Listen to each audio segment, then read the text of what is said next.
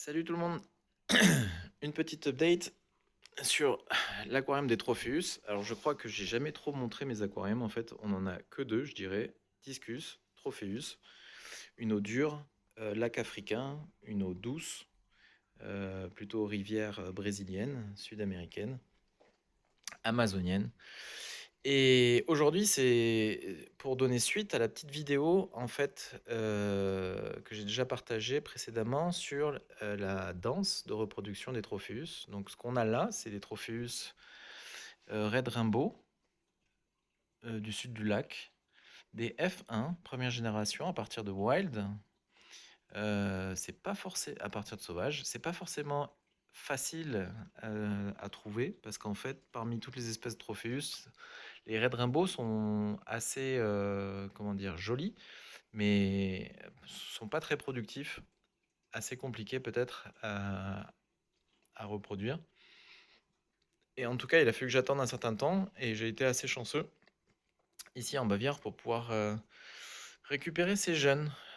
Donc, ce qui me paraît quand même étonnant, c'est que ce sont tous des jeunes de même âge qui n'ont jamais été avec des adultes. Ils ont été séparés des parents. Et ils ont à peu près 15 mois et déjà au bout de la première année, donc les 12 premiers mois, on observait ce genre de comportement de reproduction qui est quand même assez élaboré. Et ce qui veut dire que bah, ce n'est pas par avoir observé d'autres adultes faire et par imitation, mais c'est vraiment par un instinct de comportement qu'on a ce type de comportement pour ce genre de poisson. Voilà. Et tout l'idée de la vidéo, en fait, c'est vous montrer avec plaisir l'issue de la danse en question.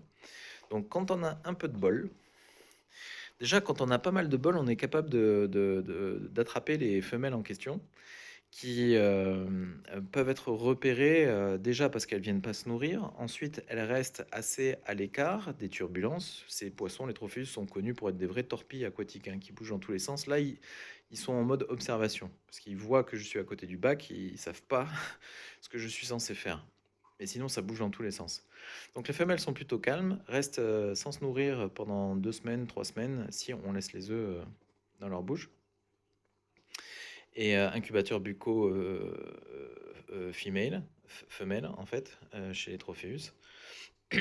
Et la forme de la bouche est un peu étendue, en fait, dilatée, je dirais. Donc bon, en faisant un changement d'eau, avec peu de hauteur d'eau, c'est les conditions idéales pour pouvoir essayer de les attraper. Et en fait, un seul coup d'épuisette, j'ai eu pas mal de chance. Les deux femelles que j'avais repérées sont rentrées dans l'épuisette. Ensuite, il suffit de les prendre sans les stresser et tout simplement d'ouvrir la bouche pour qu'elles crachent les œufs. Donc là, on a 10 œufs pour deux femelles. Autant dire, c'est pas très productif, effectivement.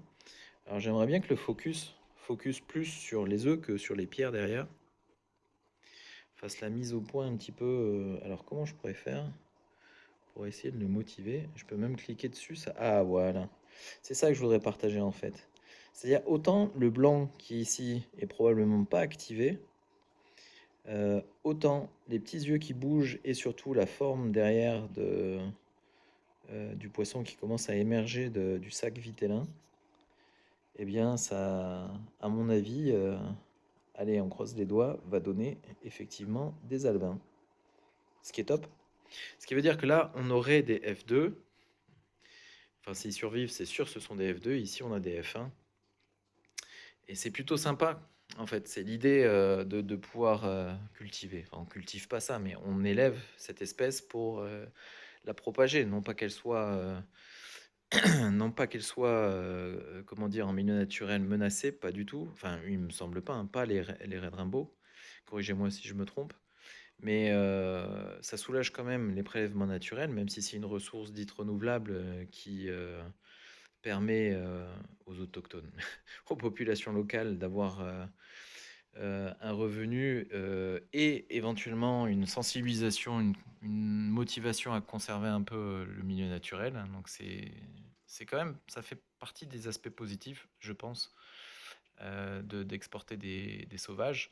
Mais il n'empêche, c'est aussi bien de pouvoir élever les dits sauvages et puis des souches proches de poules génétiques sauvages.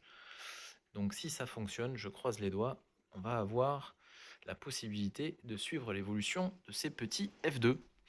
Donc voilà, petite vidéo en français pour partager l'aquarium avec le nouveau setup, l'enrochement, ça c'est aussi récent. Ah oui, ça fait quand même du coup 15 mois que j'ai ces F1 qui ont grandi. C'était intéressant de voir l'évolution entre juvéniles rayés et puis là les couleurs adultes flashy comme des Red Rainbow. Et ce n'est que récemment qu'ils ont commencé activement à faire la danse de reproduction. Et du coup, récemment, j'ai changé deux paramètres, à savoir un enrochement et un décor plus naturel et plus conséquent.